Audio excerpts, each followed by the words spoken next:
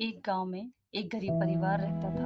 उनके पास केवल एक हाथी था जिसके साथ वे अपना रोजगार चलाते थे। उनका बेटा राजू बहुत ही चतुर और जिज्ञासु बच्चा था। वह हमेशा अनजानी चीजों के पीछे भागता रहता था। एक दिन राजू ने गांव के पास एक गुफा देखी। उसने सोचा कि उस गुफा में कुछ अनोखा और रहस्यमय हो सकता है। बिना किसी को बताए वह गुफा में प्रवेश कर गया। गुफा में जाते ही राजू को एक पुरानी पुस्तक मिली।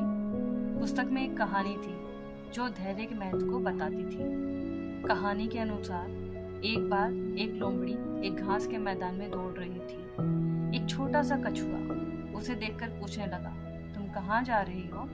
लोमड़ी ने गर्व से कहा, मैं दौड़ रही हूँ। मेरी ताकत और दम मुझे जीतने के लिए पूरी तरह से काफी है। कछुआ धीरे से बोला, मुझे लगता है कि तुम जल्दी हार जाओगे। लोमड़ी ने कहा, तुम मुझे कैसे इस तरह की बात कह सकते हो?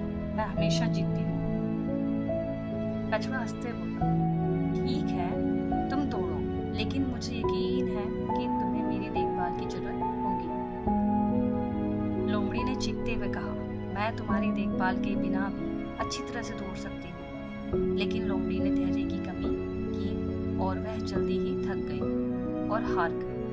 राजू ने इस कहानी को पढ़कर धैर्य के महत्व समझा। उसने गुफा से बाहर निकलकर अपने परिवार को धन्यवाद दिया कि उन्होंने उसे हमेशा धैर्य रखने की सीख दी। इस कहानी से हमें ये सीखने को मिलता है कि हमें हमेशा धैर्य रखना चाहिए, क्योंकि धैर्य की सभी समस्याओं का समाधान कर सकता है।